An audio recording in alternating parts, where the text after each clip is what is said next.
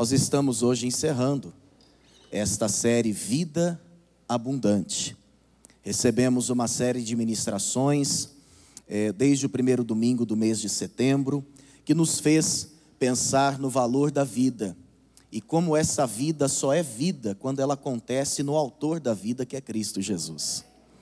E eu espero que nesta manhã o Espírito Santo continue a falar e a ministrar aos nossos corações e às nossas mentes, para que sejamos ainda mais tomados desta vida de Deus. Há vida disponível para você, meu irmão. Há uma vida, talvez até inimaginável, disponível para você, minha irmã. Então, permaneça com o seu coração aberto, porque o Senhor vai continuar falando as nossas vidas. João 10:10, este é o texto. Talvez alguns aqui não vão necessitar abrir a palavra para saber o que está escrito neste texto. Evangelho de João, capítulo de número 10, apenas o verso também de número 10. Diz assim, João 10:10. O ladrão vem somente para roubar, matar e destruir. Eu vim para que tenham vida e a tenham em abundância. Eu vim para que tenham vida e a tenham em abundância. Louvado seja Deus. O título desta mensagem é exatamente este: Vida Abundante, o doador da vida. Na vida, irmãos e irmãs, há pessoas que nos acrescentam e há pessoas que tiram de nós. Cada um aqui, em algum momento de sua vida, acrescentou conhecimentos, sentimentos, experiências à vida de alguém, mas também foi roubado por este alguém, ou por vários alguéns. Ninguém passa pela vida apenas na condição de vítima. Em alguns momentos nós também somos vilões. Em alguns momentos, quem sabe até de modo inconsciente, nós acabamos roubando algo precioso da vida das pessoas. O duro é quando esta rotina de fato perdura no nosso dia a dia. E assim vamos amargando por anos a fio relacionamentos que só nos roubam, só nos tiram, somente nos sequestram. Às vezes a situação ela é tão neurótica, tão doente, que a pessoa sequer dá conta do cativeiro que está vivendo. Tem pessoas que não têm uma referência do que vem a ser uma vida abundante, irmãos e irmãs. E por não terem um padrão elevado de comparação, elas se submetem, se acomodam ao seu próprio caos, porque talvez nunca ouviram falar, e se ouviram, nunca viveram isso que este texto nos afirmou nesta manhã. Eu vim para que tenham vida e a tenham com abundância ou em abundância. Você já parou para pensar que vários suicídios foram consequência de uma vida que teimou em ser sequestrada? Ou uma vida que talvez não teve escolhas mais saudáveis, pessoas que decidiram por fim na sua existência porque se esgotaram por conta de relacionamentos extremamente doentios. O Deus da Bíblia é o Deus de relacionamentos, irmãos e irmãs.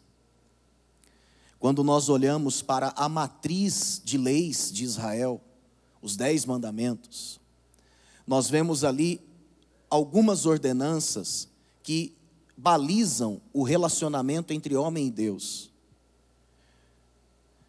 Porém, a maior parte dos 10 mandamentos consiste em trazer orientações para o relacionamento do homem com o seu próximo. O Senhor, obviamente, sempre soube das dificuldades que perpassariam esses relacionamentos. Então, antes de falarmos aqui sobre essa vida incomparável que Cristo já nos disponibilizou na cruz do Calvário e na sua ressurreição, eu quero rapidamente refletir com vocês sobre esses instrumentos de Satanás, que não poucas vezes vêm para nos roubar esta vida, para tirar de nós os ladrões e os salteadores da nossa vida. Satanás, ele é o ladrão por excelência. O texto diz que ele veio para roubar, para matar, para destruir. Quando nós lemos esses verbos fortes, nós imaginamos uma morte rápida, radical, que vem da forma mais avassaladora possível, através de acontecimentos, circunstâncias, ou mesmo por meio de pessoas. De fato, esses verbos, eles simbolizam uma vida que deixa de acontecer num ato de sacrifício, mas o altar aqui é o altar de Satanás. Quando a Bíblia fala que ele veio para matar, o verbo grego aqui tem esse primeiro significado de sacrificar no altar. O salteador é esse que usa de violência. Ele assalta, mas o seu assalto vem carregado de ódio. Ele é um sanguinolento, sangue frio. Comete abusos e muitas vezes gera uma morte brutal e rápida. Este é o significado. Porém, não é isso que acontece na maioria das vezes nas nossas vidas. Porque em muitos relacionamentos a morte é lenta. A morte é lenta. E aí as pessoas curtem todo esse tempo, muitas vezes décadas, sem terem como sair dessa relação doentia. Quando olhamos para um outro termo que aparece neste texto, nós nos deparamos com a palavra ladrão. O ladrão é aquele que age sorrateiramente. O ladrão é aquele que sabe trabalhar com o tempo, ele fica à espreita, esperando uma brecha, uma oportunidade.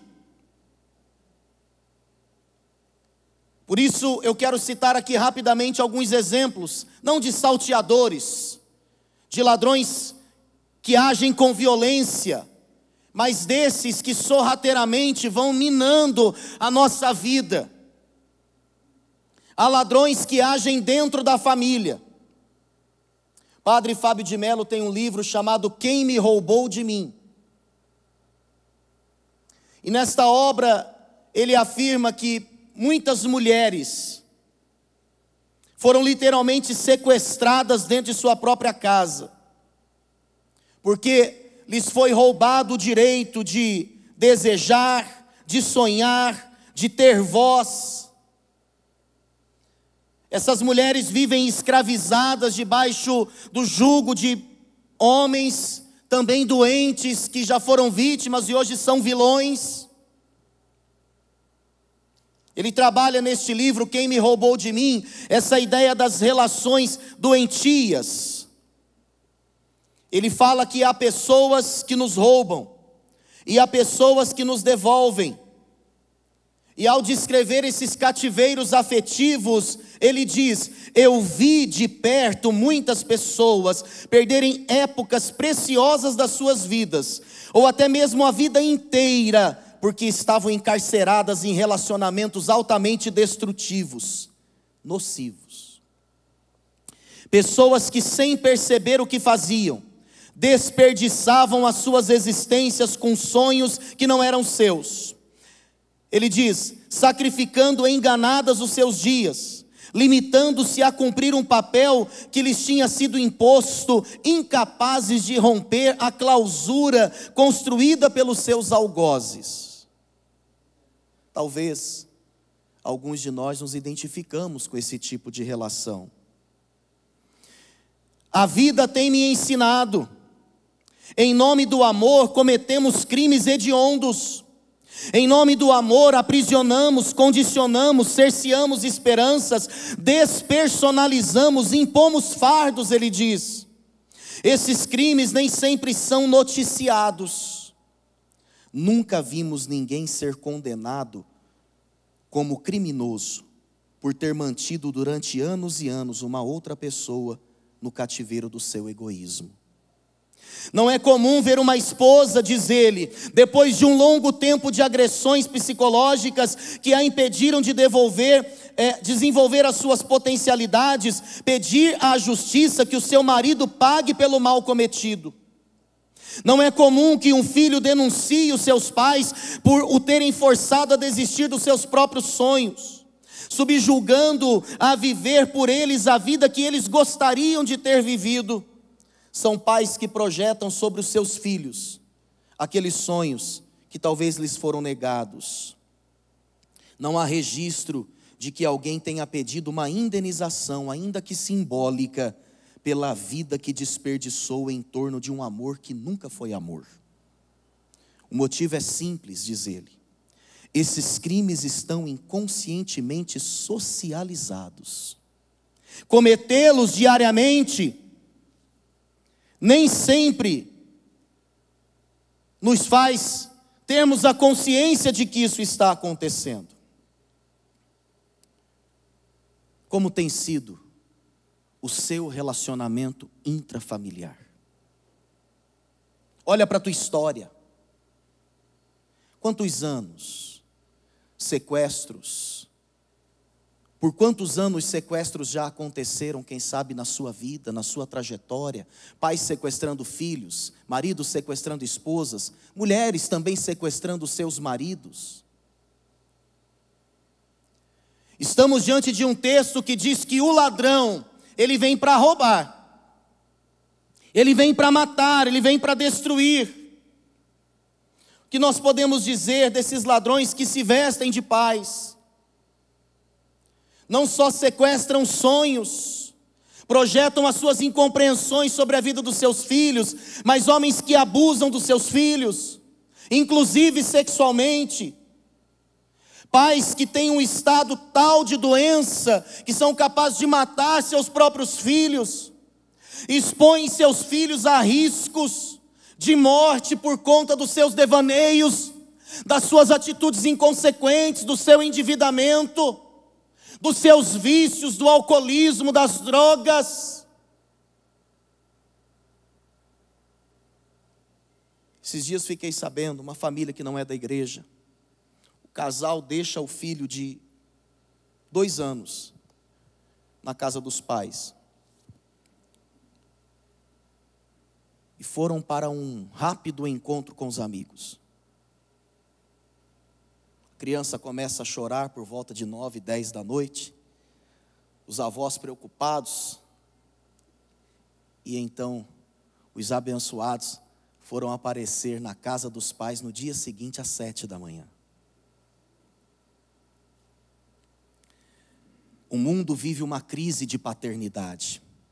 A ausência dos pais tem gerado rombos na sociedade. Mas há ladrões que agem nos relacionamentos sociais, fora da família. Há pessoas nos nossos relacionamentos, irmãos, são colegas nossos, frequentam as mesmas festas, quem sabe até os mesmos ambientes, e nem por isso são nossos amigos. Essas pessoas muitas vezes roubam a nossa alegria, roubam o nosso brilho, sugam a nossa força, roubam o nosso tempo, atrasam a nossa vida. E em muitas vezes se colocam até numa condição de vítimas quando nos afastamos delas. Essa é uma manhã para você orar, pedindo que Deus venha com a sua peneira, peneirando os seus relacionamentos. Você tem coragem de orar nesta manhã dizendo: Deus, afasta de mim pessoas nos meus relacionamentos sociais que só estão me roubando. Casamento é algo mais sério. Não dá para você simplesmente pedir que Deus afaste. Não dá para você simplesmente virar as costas para um compromisso assumido. Mas eu sei que mesmo os pastores que aqui estão, jamais condenariam uma mulher ou um homem a viver um inferno dentro de casa.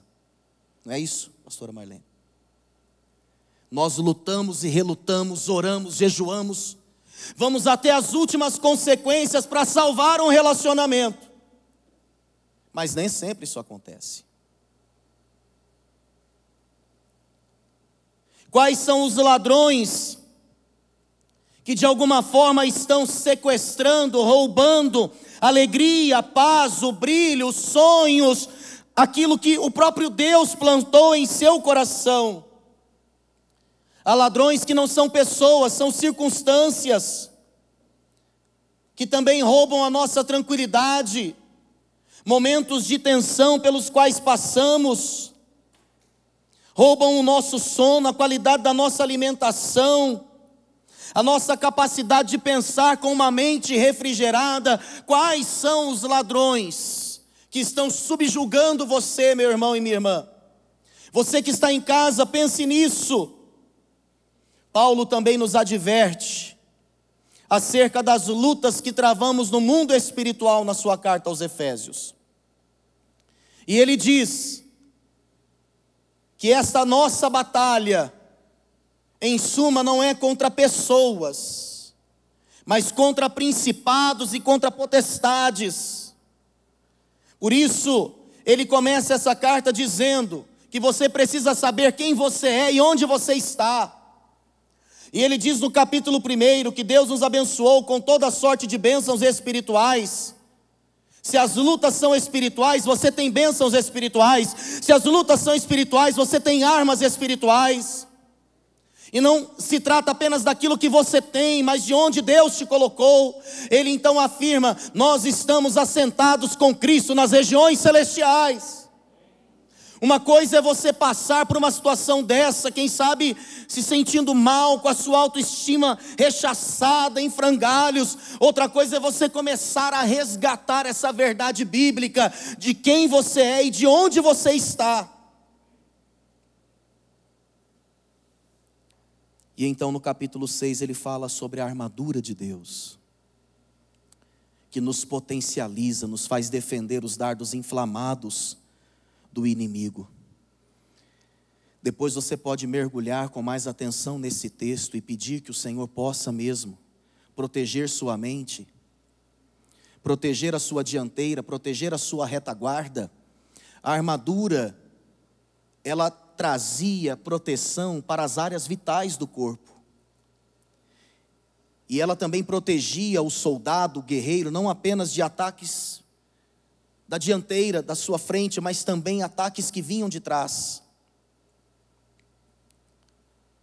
Hoje, quantas vezes pessoas sofrem e estão aí sequestradas, porque a sua vida parou, quem sabe no pior acontecimento da sua história.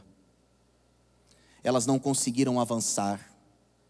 Essas pessoas não conseguem viver o seu presente, porque há uma seta que vem do passado e que ainda as atinge. Quando você orar, Efésios 6, lembre-se que há uma proteção que te guarda por completo, inclusive das setas do teu passado.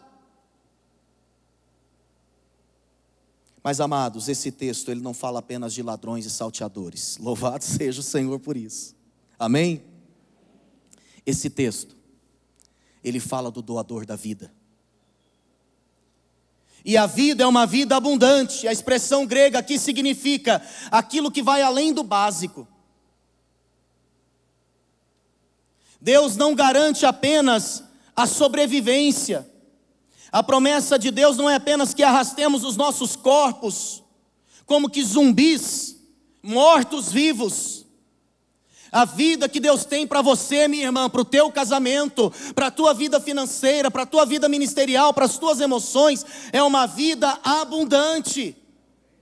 Olha para a pessoa que está do seu lado e diz assim: receba nesta manhã da abundância que vem de Deus. Profetize isso para ela: Deus tem vida abundante para você. Essa é a promessa do Senhor para cada um de nós, irmãos. Hoje, o sentimento de paz, de alegria, de satisfação, são luxos numa sociedade que é extremamente pobre de saúde física, emocional e espiritual. Mas é isso que Deus está prometendo para mim e para você. Esses sentimentos, esses valores, essas bênçãos, nós não alcançamos, nós não compramos em qualquer lugar, não compramos em lugar algum, porque eles representam, são frutos da graça e da misericórdia.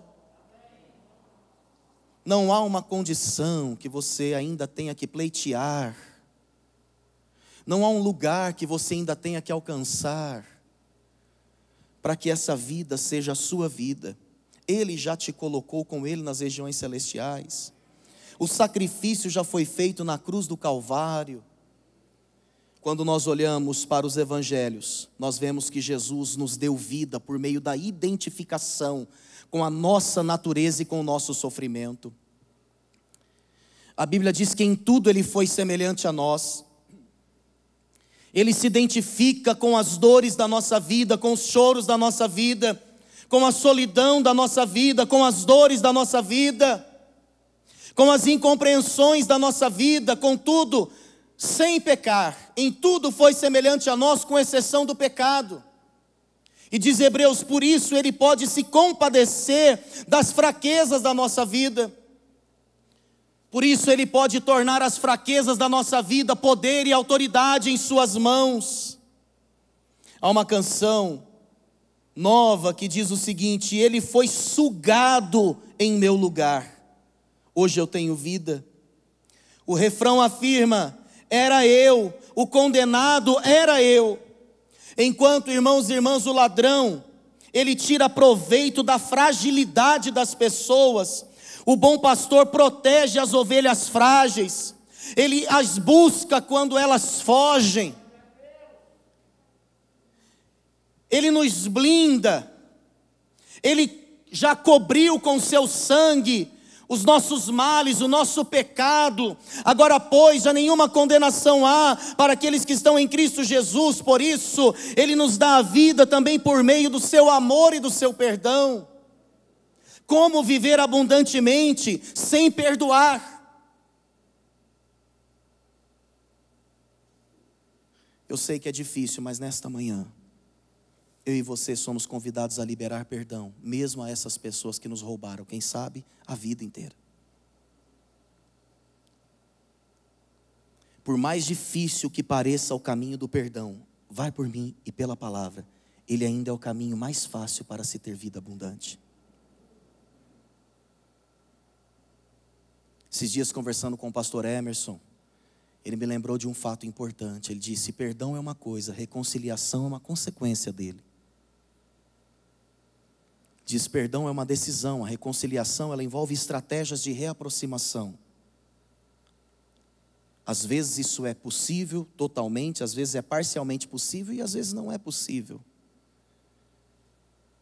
Mas lembre-se sempre que perdão é a ausência de dor, mesmo quando existe a lembrança daquilo que te aconteceu. É a cicatriz que não dói mais, já foi resolvido. O Evangelho de João, ele é o Evangelho do amor.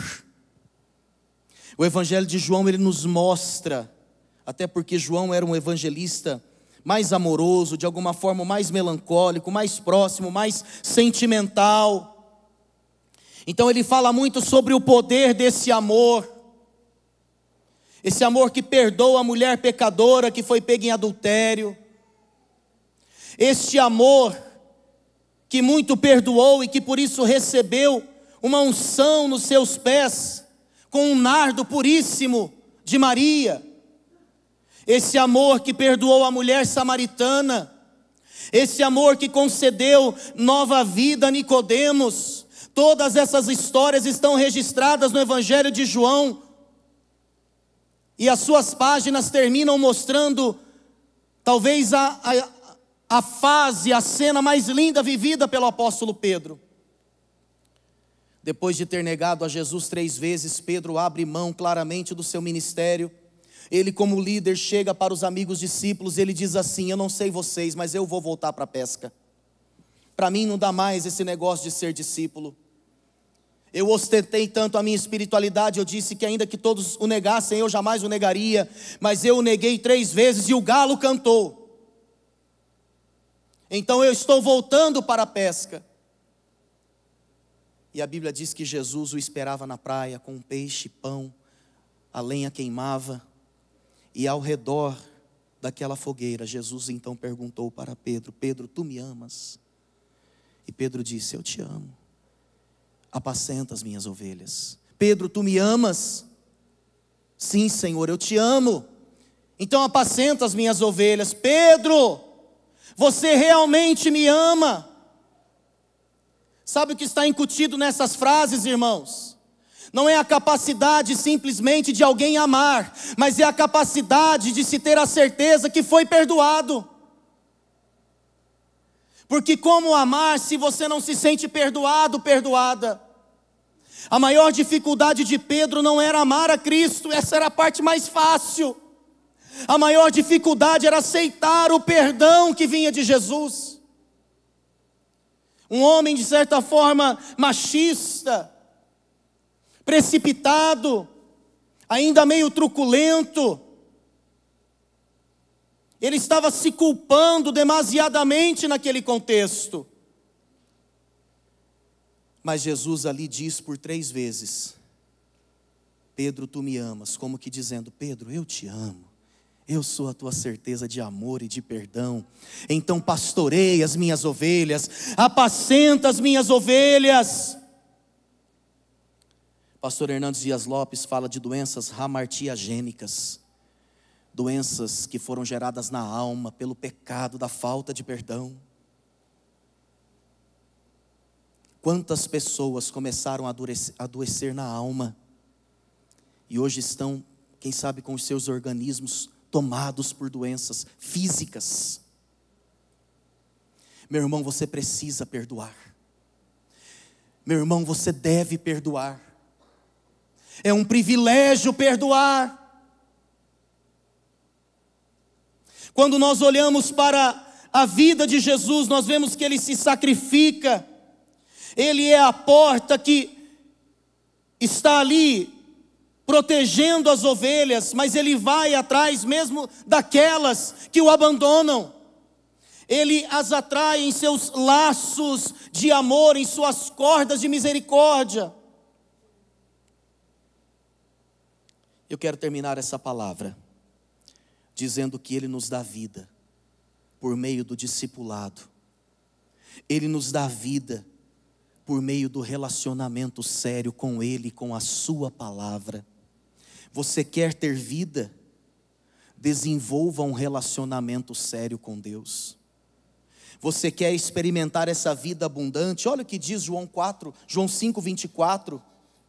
Em verdade vos digo, quem ouve a minha palavra e crê naquele que me enviou, tem a vida eterna. Não entra em juízo, mas passou da morte para a vida. Essa é uma manhã para você passar da morte para a vida. Tá fácil, meu irmão. Tá fácil, minha irmã. Você não precisa mais, espiritualmente falando, se submeter a este jugo. Você quer ter soluções no seu relacionamento doentio? Você quer ter soluções para a sua vida emocional? Você quer ver o Senhor lapidando, peneirando os seus relacionamentos sociais? Vá para o altar de Deus. Viva mais do que uma religião domingueira. Não dependa do seu líder de célula. Seja mais proativo na busca. Num primeiro momento, busque mesmo sem querer. Busque por disciplina, busque por saber que é correto. Não tem problema nos aproximarmos de Deus, ainda que sejam com segundas e terceiras intenções, porque Ele tem o poder de nos fazer apaixonar por Ele. E corações que se dobram, joelhos que se dobram, em algum momento serão resgatados por esse amor incomparável. Eu quero convidar você nesta manhã a iniciar uma vida devocional com Deus. Eu quero convocar você nesta manhã para intensificar a sua vida de oração e leitura da palavra. Minha irmã, essa pode ser só mais uma mensagem para você. Você possivelmente sairá daqui empolgado, animado, mas transforme essa animação numa decisão. Numa decisão de reservar um tempo de qualidade no seu dia a dia para buscar a Deus. Quando Jesus convocou os seus discípulos para um caminho de discipulado, Ele quis dizer para eles que Deus é muito mais que um atendedor de orações. É alguém de quem a gente pode desfrutar. Você não nasceu para ter orações respondidas. Você nasceu para desfrutar da presença de Deus. Nós nascemos para desfrutá-lo eternamente. Nós nascemos para a sua glória. De Verne Fronk, um pastor contemporâneo, escritor, ele escreveu um livro chamado O Maior Privilégio da Vida. Preste atenção nessa obra. Ela propõe um devocional de 15 dias. E ele diz no início do livro: por favor, não leia esse livro de uma vez. Respeite a estratégia de ler apenas no dia de hoje a devocional de hoje. E ainda na introdução ele diz assim: se prepare para esta viagem maravilhosa. Escolha hoje uma hora do seu dia na qual você vai buscar a Deus com qualidade e não negocie esse horário. Ele diz, porque senão nós vamos ficar à cata de uma hora melhor para buscar a Deus. Não precisa levantar a sua mão, não precisa responder para mim, nem para a pessoa que está do seu lado. Pense com você agora só. Você tem uma hora no seu dia para buscar a Deus, que é fixa? Seja às 5 da manhã, às 6, às 7, seja ao meio-dia, seja às 3 da tarde, seja às 18 horas, seja às 21 horas.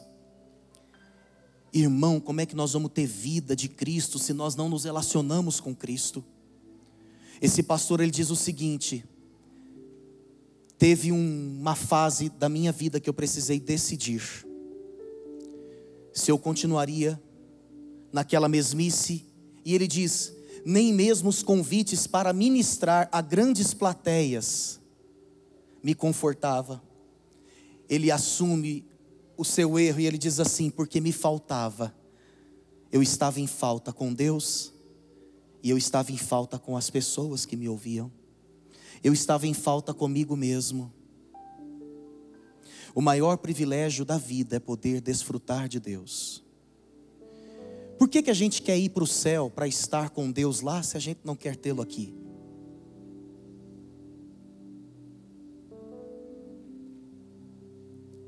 O céu, ele se define pela presença intensa e magnífica de Deus 24 horas.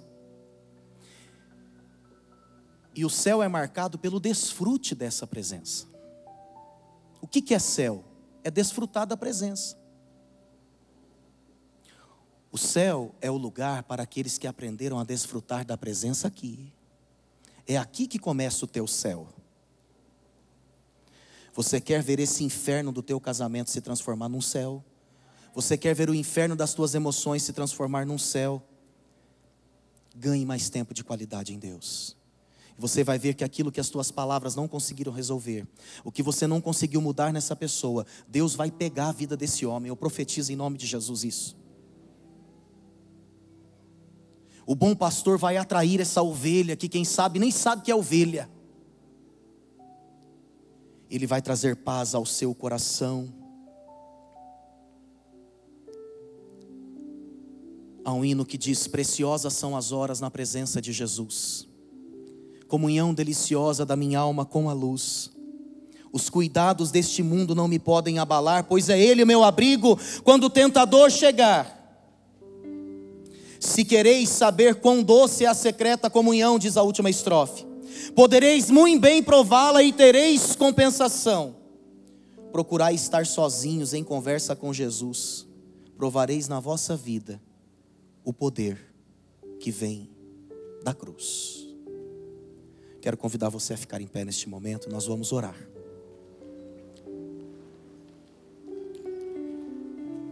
Lembre-se que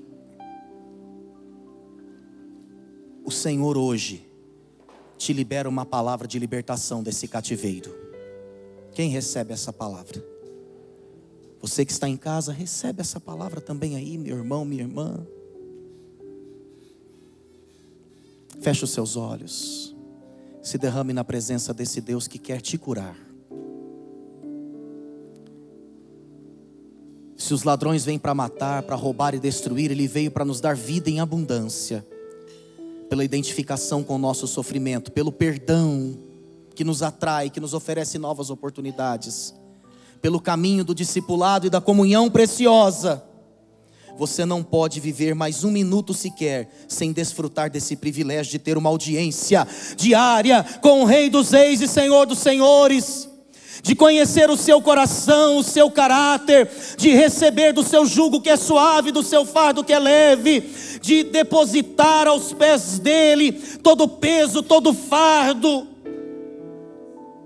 que só te oprimem, que arrasam tua vida. Senhor, obrigado por esta palavra. Nós te agradecemos,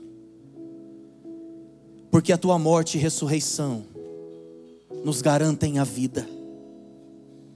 Obrigado, Pai, pelo perdão que temos em Cristo. Obrigado porque o Senhor Jesus se identificou com a nossa dor e ainda hoje pode transformar as nossas fraquezas em poder, porque Ele não é o ladrão que abusa dos frágeis. Ele fortalece os cansados. Ele blinda a dianteira, a retaguarda daqueles que nele confiam. Louvado seja o seu nome. Espírito Santo, leva-nos à comunhão preciosa. Não nos deixe viver um só dia mais sem essa comunhão, Espírito Santo. Leva os casais, leva os pais, leva os filhos, as famílias. Desperta esse homem, Espírito Santo. Desperta a minha vida, Espírito Santo. Nós queremos desfrutar de Cristo no nosso dia a dia. Faz esta obra, é a nossa oração. No poderoso nome de Cristo Jesus, nosso Senhor e Salvador. Amém. Você pode adorar ao Senhor com as suas palmas neste momento. Glória a Deus. Aleluia. Glória a Deus.